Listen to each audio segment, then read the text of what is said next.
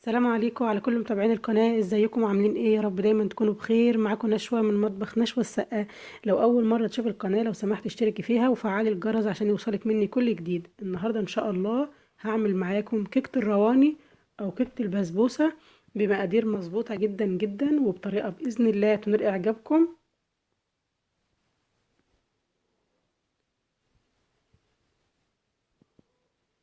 شايفين بقى الجمال والحلاوة؟ بتهيألي بقى شكلها لوحده بيتكلم عن نفسه، مش محتاج ان انا اتكلم عنها كتير. نخش على المقادير ونشوف هنعمل ايه مع بعض.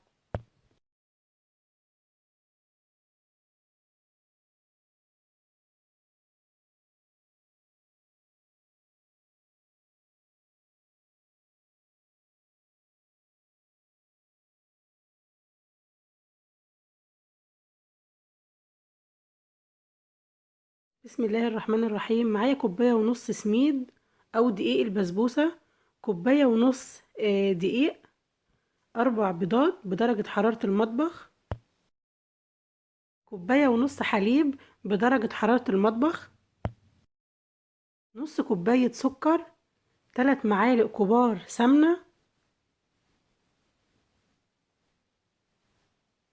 كيس بيكنج باودر وفانيليا، معلقة كبيرة خل، ورشة من الملح. هنزل بالسمنة في طبق غويط ومعاها السكر واضربهم بمضرب كهربائي او بمضرب سلك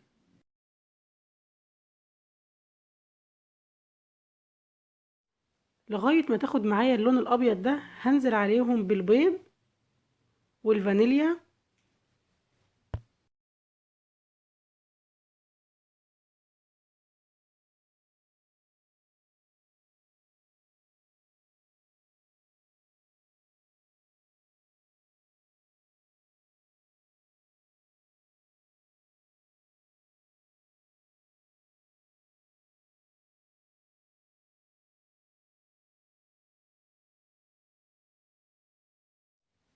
بعد كده هوقف المضرب الكهربائي وانزل بالحليب والخل واقلبهم بالمضرب السلك،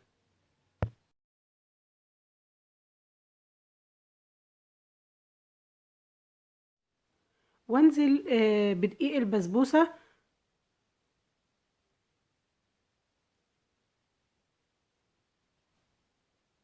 والدقيق الابيض العادي، طبعا لازم تنخليه، والبيكنج باودر ورشة الملح، وتقلبيهم مع بعض كويس قوي. طبعا احنا مشغلين الفرن على درجة حرارة 180.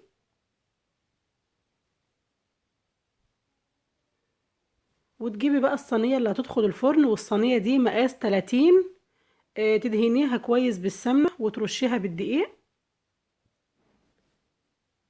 وتدخليها بقى الفرن على الرف اللي في النص. بتاخد معاكي 40 دقيقة. أول ما تلاقيها لونت من تحت تبدأي تشغلي الشواية عليها عشان تلون من فوق. بعد ما دخلنا الكيكة بتاعتنا الفرن هنبدأ نجهز الشربات، عشان لازم الشربات يكون دافي وكيكة سخنة. معايا هنا كوبايتين سكر، عليهم كوبايتين من المية ورشة فانيليا، واحطهم على النار لمدة 10 دقايق. الكيكة خرجت معانا بالظبط، قعدت في الفرن 40 دقيقة. ده شكلها. انا قلبتها من الصينية وهسقيها بقى بالشربات. وزي ما قلت لكم هي بتكون سخنة، تطلع على طول من الفرن تسقيها على طول بالشربات الدافي.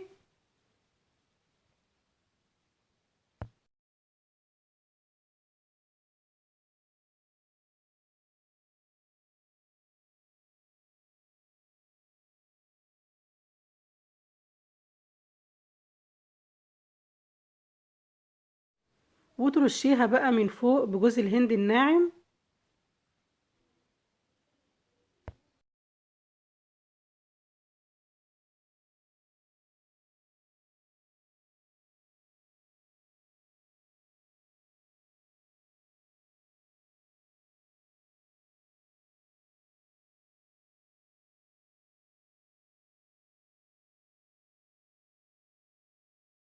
وبقت معايا جاهزة بالشكل ده. اتمنى باذن الله انكم تجربوها لانها بجد مقاديرها مظبوطه جدا جدا، واتمنى باذن الله ان وصفتي النهارده تكون نالت اعجابكم. لو عجبكم الفيديو ما تنسونيش لو سمحتوا في اللايك، ونتقابل باذن الله في وصفه جديده، والسلام عليكم ورحمه الله وبركاته.